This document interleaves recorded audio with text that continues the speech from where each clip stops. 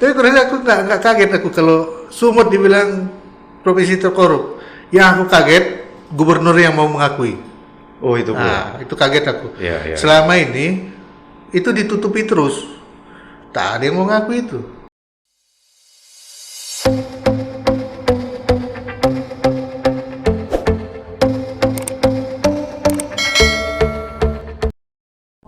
Salam kolektivitas. Bersama saya Dadang Darmawan. Kita kembali bertemu dalam bincang-bincang kolektivitas. Bersama saya hari ini hadir teman, sahabat, dan banyak guru, banyak aktivis yang menjadikan tamu kita pada hari ini, teman ngobrol kita sebagai guru. Kami kenalkan pada hari ini di tengah-tengah kita ada Bang Ridjanul Arifin. Selamat siang menjelang sore Bang Ridjanul. Siang, dan kayaknya jarak kita cukup untuk buka masker ya, Dang ya. Betul. Tapi tetap kita jaga jarak minimal. Ini hampir 2 meter aman lah. Pokoknya kalau kita ngomong nggak akan kena lah ya. Nggak kumbus sampai saya.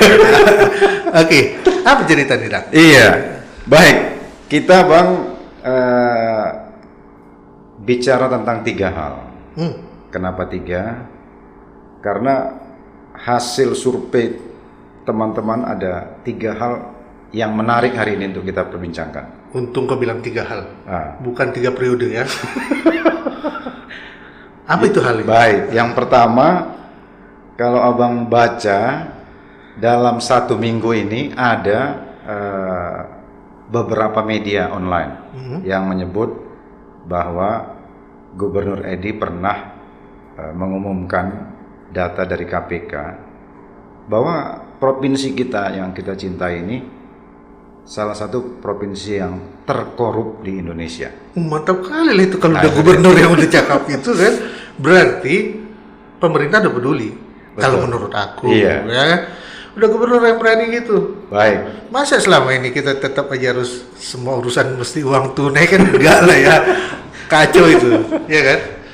Apalagi Dan? Itu yang pertama. Yang kedua, ada juga fenomena yang tak kalah menarik tentang kita hari ini dikejutkan dengan fenomena BTS meal. Jadi, yang itu ya apa army itu? Iya. Oke, K-pop ya? K-pop. Memang Tiba-tiba beberapa waktu yang lalu macet jalan di kota Medan ini, khususnya di Singamangaraja. Gojek antri Bang, luar biasa. Dan ternyata itu karena pesan makanan siap saji ya kalau nggak salah. Anakku juga sempat heboh lah ya. Iya. Anakku kayaknya satu ada yang K-pop, heboh juga dibilang. Aku bilang kalau kau urusan cuman kayak gitu, udah beli aja lah di warung dekat tetangga situ, goreng sendiri lebih enak pula. Tapi emang rasa beda ya. Maksudku perasaan lah beda itu. Baik, yang ketiga kita tahu isu nasional hari ini. Kalau itu kan tadi lebih dekat ke Sumut dan Medan tadi, Pak. Tapi kalau ini kita naikkan sedikit ke atas. Kemarin ada pengumuman dari pemerintah bahwa ada wacana. Ada wacana untuk memberikan pajak terhadap sembako kita.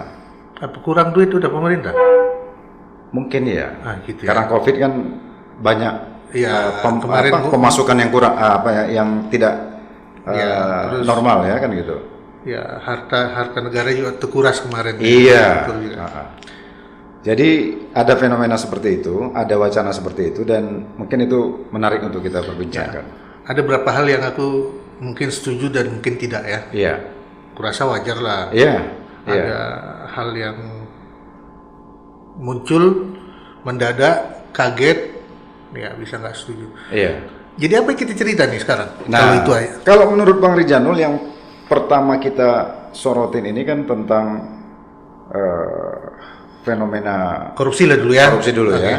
Nah, itu gimana itu? Jadi aku sebetulnya nggak kaget aku Dan. Nggak lah kaget karena aku dulu sama beberapa kawan pernah sebetulnya menuntut gubernur sampai ke presiden class action. Itu masalah kenapa kok korupsi aja nggak bisa diurus sama mereka di Sumatera Utara ini. Ya cuman namanya rakyat menuntut pemerintah gagal, wajar itu ya. Iya. Walaupun ada sakit-sakit di sini, tapi kurasa aku nggak kaget aku kalau Sumut dibilang provinsi terkorup. Yang aku kaget gubernur yang mau mengakui. Oh itu Nah, itu kaget aku. Iya, iya. Selama ini itu ditutupi terus, tak ada yang mau ngakui itu. Artinya Pak Edi ini selangkah lebih maju lah. Bisa dibilang begitu. Kalau aku ngikutin nih, kita cerita dari media sosial nih ya. Iya. Kalau ngikuti media sosial, ada beberapa hal memang Pak Edi dituding orang nggak ada gerakannya. Tapi untuk satu hal ini istilah dalam tadi kolektivitas yang bagus. Iya. Dia bisa mengkolek informasi yang real sehingga dia tahu memang ada di sini dan diakuinya gitu. Itu menarik bagi aku. Sudah semahal itukah pengakuan untuk Bagi aku sekarang untuk korupsi itu ya, karena sama-sama kita tengoknya. Kalau ini aku tengok si Ojan sudah pakai baju orange ya. Banyak kali yang baju orange itu dadah-dadah di depan kamera.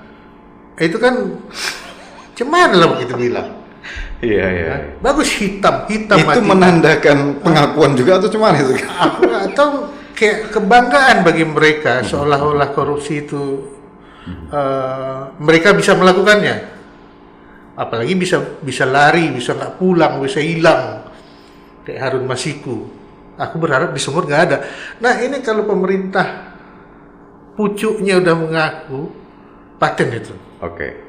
Walaupun dianggap orang dia nggak ada belum ada hasil yang dikerjakan dia, tapi sebuah pengakuan yang berani itu bagus.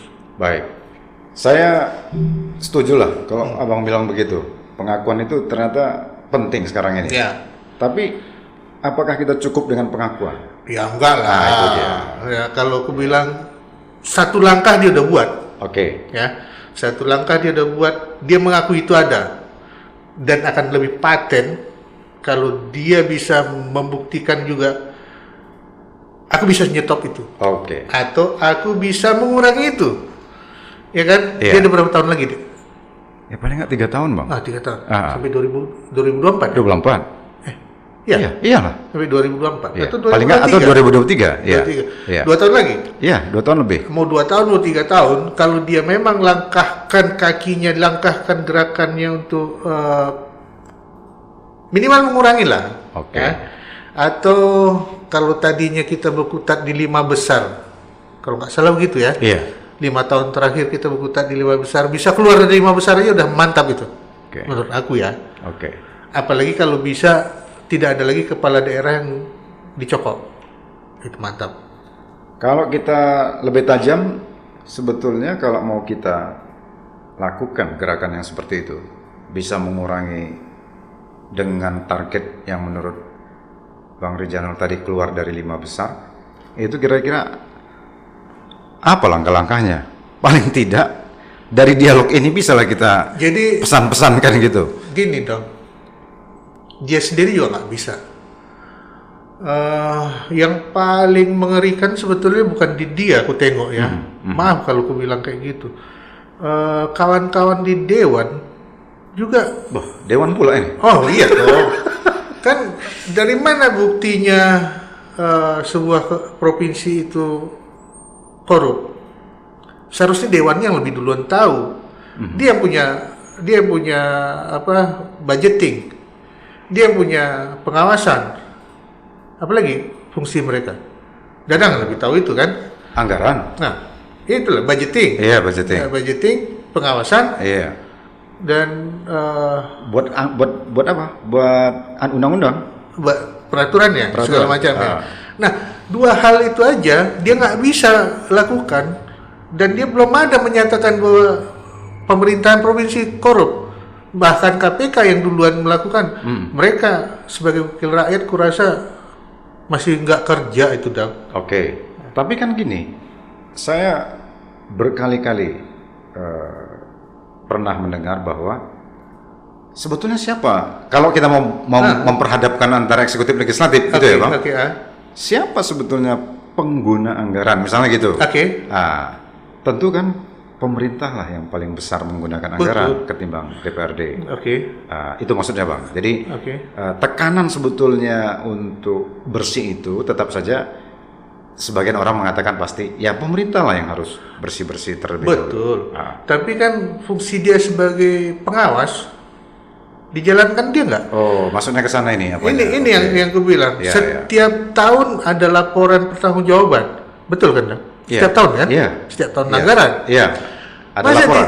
Masa di situ dia nggak bisa lihat sih di mana splitnya? Di mana nilangnya?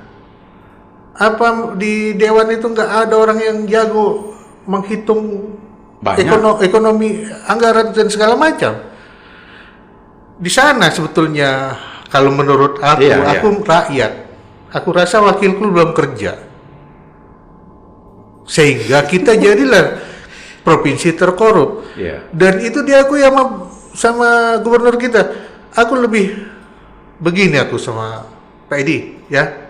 Gini aku dulu Pak Edi. Tapi gitu pun nggak cukup Pak. Bapak harus tetap bersinergi sama legislatif. Siapa tahu ya, legislatif bisa mengingatkan lebih dini sehingga kita nggak perlu lagi. Sekarang aku tanya lagi sama Bang Ridjanul ini. Kalau diingatkan emang pemerintah bisa diingatkan gitu loh Bang? Enggak, ini maksudnya supaya jelas dulu. Maksudnya gini, kalau ada yang ingatkan dan kemudian yang diingatkan itu oke gitu ya, dengar dan melaksanakan. Tapi kan memang tugasnya kan? Iya. Nah, ini kita balik ke aku nggak sekolah ke sekolah politik dong ya. Tapi aku logika dan nuraniku aja menyatakan trias politika itu punya fungsi masing-masing, ya kan? Nah, kita cerita di dua sisi aja dulu, dua sisi pemerintahan. Walaupun aku baca di bajunya Bang Ridjanul dulu ada trias koruptika ya. Nah, itu kenapa aku sampai bikin pakai baju trias koruptika itu karena kayaknya memang udah trias itu jadi tapi kayaknya loh. Ya kan? Aku nggak berani bilang dah, ya kan? Tapi fakta itu harus jadi pemikiran bagi dua pihak itu minimal.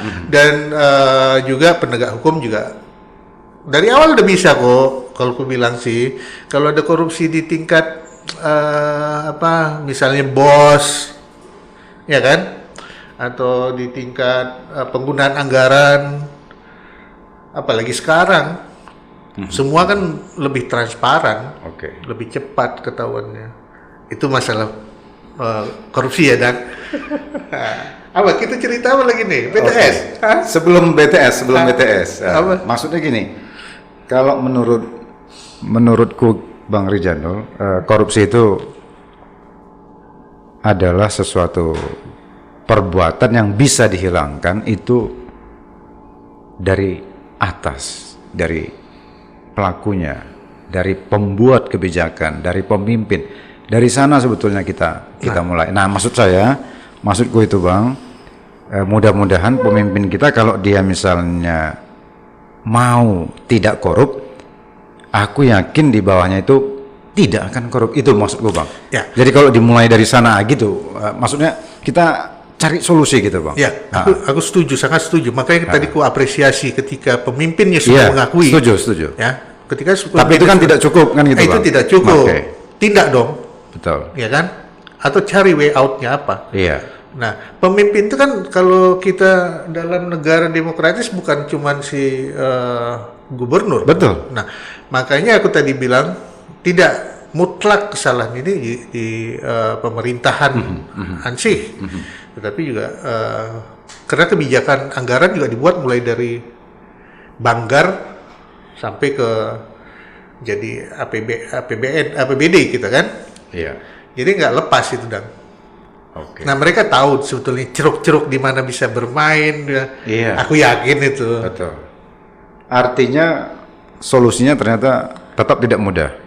Nah, tidak mudah tapi nurani, tidak pernah bohong. Baik. Aku yakin. Ya. Mudah-mudahan harapan kita pemimpin di Sumatera Utara, Pak Punya Edi, nurani ya? Pak Edi dan lain-lain punya keberanian tadi Bang ya. Ya, punya keberanian dan punya nurani yang bersih. Betul. Ah. Betul. Tulus dia bekerja. Iya. Dan Jadi kayak kemarin mungkin Dadang pernah cerita juga atau dengar kawan program 100 hari. Bagi aku Iya. nggak perlu itu Dang. nggak perlu ya. Tulus hati. Nah, ketika dia berlaku tulus hati, Betul. itu pemimpin. Kalau Iya. nggak pemimpi dia Dang. Betul, betul. Baik. Kita tinggalkan korupsi yang udah berurat berakar ini. Mudah-mudahan tetap kita punya harapan akan ada perbaikan. Berakar berkarat. Berakar berkarat ya. Wah, lebih mengerikan lagi tuh ya. Nah, udah berakar, tumbuh dia karat habis. Wah, betul. Nah, Sekarang Bang ada fenomena ya kalau Ojan nyebutnya BTS Meal. Saya kebetulan lewat di Singamangaraja, lihat, waduh, betapa di Simpang Uis itu ada McD kalau nggak salah di depannya ya. Waralaba Amerika. Waralaba Amerika itu disesakin, disesakin oleh abang-abang Gojek kita yang ngantri luar biasa dan ternyata sedang antri untuk beli. Aku ikuti juga beritanya itu.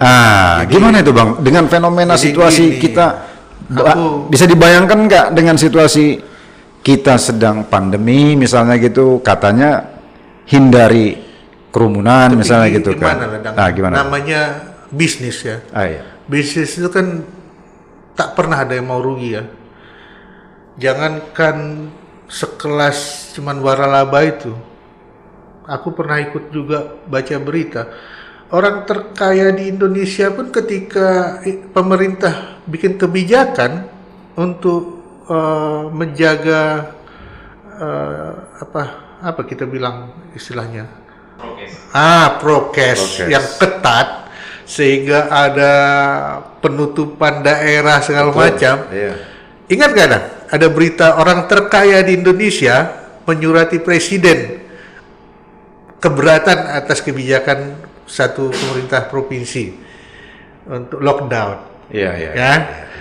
Itu orang terkaya, apalagi cuman usaha waralaba yang dituntut banyak hal. Aku yakin kemarin mereka drop, sehingga pemasukan nggak ada. Bahkan kulihat juga, jangankan mereka, ada warung Padang langgananku sampai tutup Dang, ya kan? Akibat pandemi. Tentu mereka harus balikkan ini, ya kan? Bagaimana caranya survive? Dapat pula kerjasama dengan BTS Itu yang arminya banyak di mana-mana ini. Anakku bilang army nih, katanya penggemar-penggemarnya BTS itu. Nah, cocoklah pula kan Mbak Gayung bersambut kalau bisanya dia promosi yang bisa menggait kembali penghasilan. Cuman nggak bijak mereka dah, kalau menurut aku. Seharusnya mereka pikirkan lebih jauh konsep yang bisa menghilangkan kerumunan atau yang mengurangi kerumunan. Dan kesalahan mereka publis di media sosial.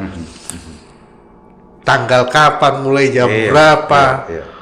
Taulah anak-anak muda kita, Betul. begitu dapat informasi gini ya membacoy katanya kan. Tapi kalau kita lihat, itu satu sisi tentang prokesnya. Ya kita lihat, wah luar biasa kan gitu. Luar biasa maksudnya, kok nggak biasa gitu kan. Iya. Tapi kalau kita lihat dari antusias itu salah nggak sih dalam situasi di tengah-tengah generasi kita ini? Namanya gini, anak-anak muda itu, wow, ini idolaku, wow, ini yang aku suka, walaupun cuma gambar, ku kejar itu katanya. Anakku jualan Dang, jualan online.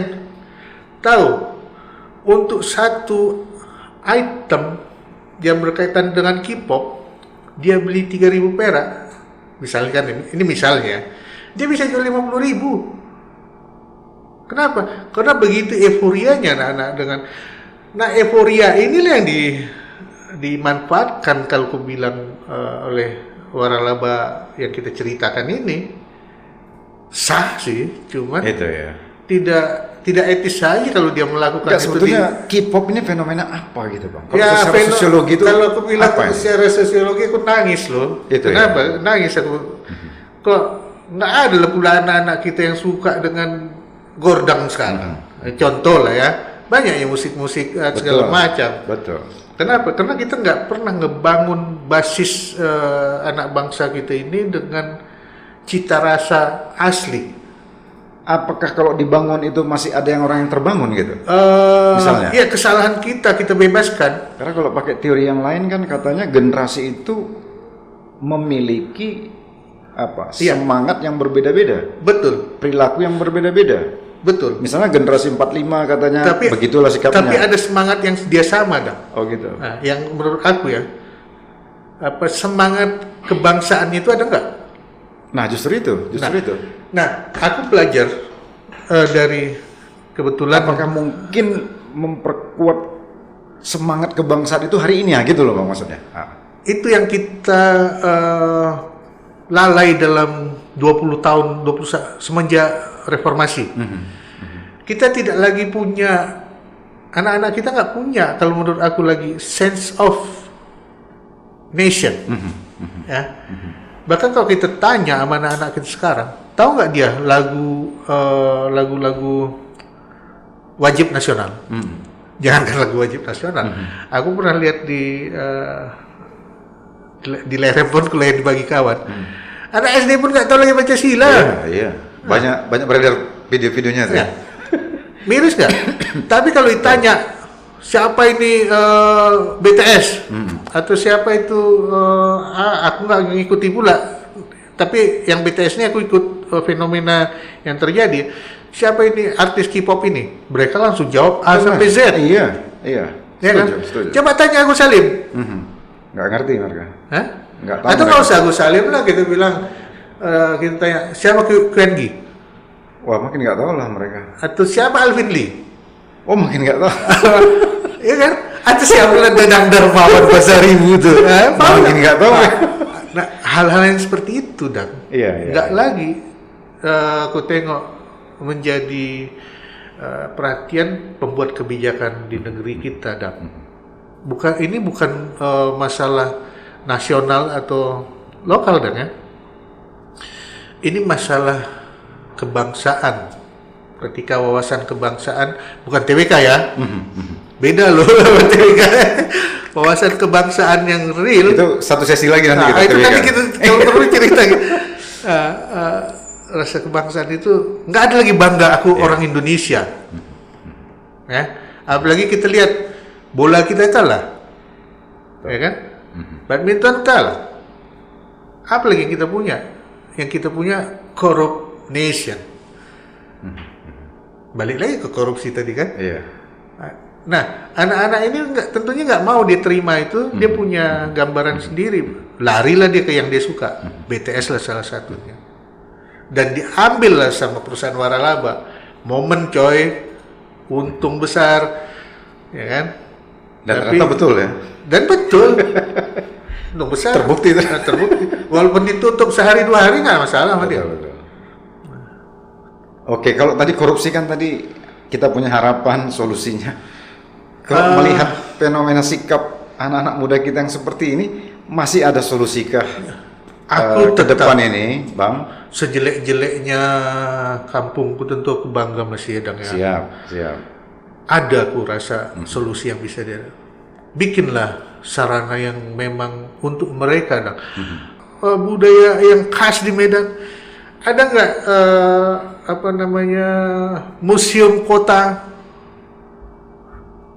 Nggak. Jadi kemana anak-anak kita mau belajar coba? Kalau museum yang di jalan apa? Itu museum provinsi. Oh provinsi itu, ya kan? Gedung Arca itu ya? Gedung Arca. Ya bagus sih. Tapi kalau kota punya lebih bagus. Iya. Terus di mana dia mau olah kreasi? Ya di Taman budaya nggak ada. Di BTS tadi enggak? Hah? Di BTS. Akhirnya ke BTS lah kan.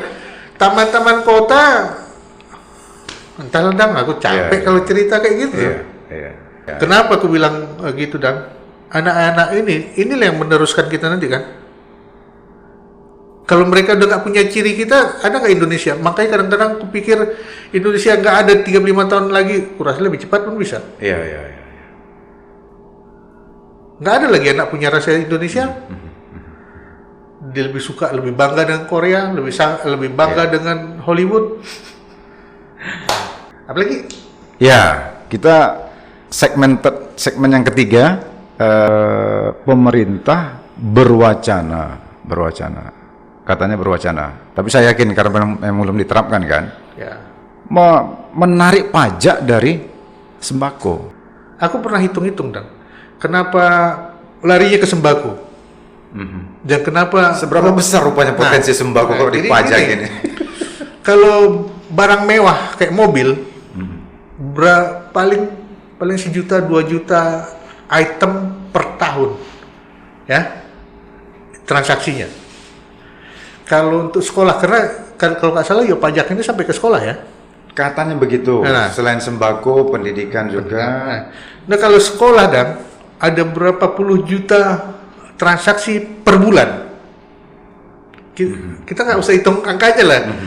Kalau untuk kendaraan dan barang mewah itu hanya jutaan transaksi. Kalau untuk sekolah bisa puluhan sampai ratusan juta transaksi per bulan. Kalau untuk barang mewah per tahun. Kalau sembako ratusan juta transaksi per hari. Ini per hari Dan. Per hari, per bulan, per tahun. Ya tentu yang dikejar yang per hari dong. Akumulasinya kan besar. Ya kan?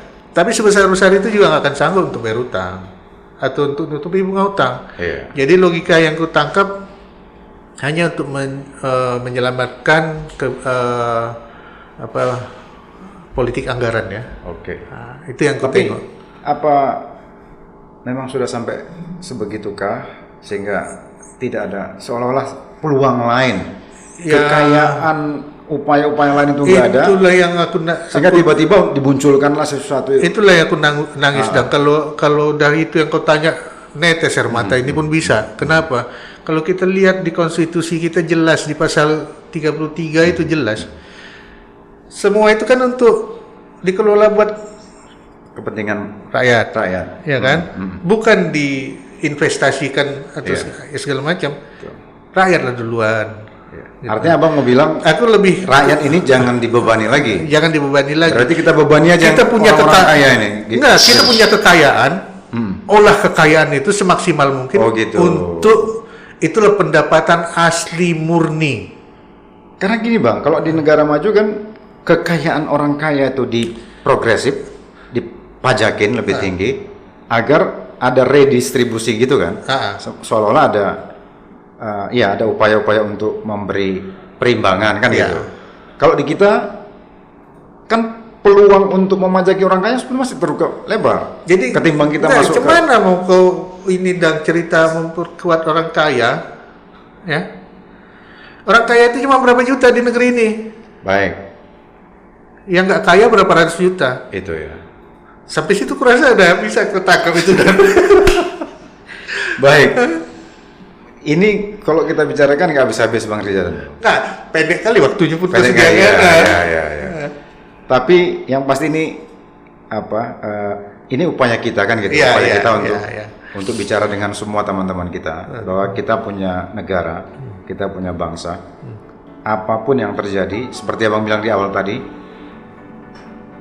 baik buruk ini bagian dari kita. Dan mudah-mudahan kita bisa cari upaya-upaya dan peluang-peluang dan solusi-solusi dengan begitu banyak soal-soal yang ada di tengah-tengah kita. Saya kira begitu dulu Bang ya. Tapi mantap kolektivitasnya terjadi. Siap.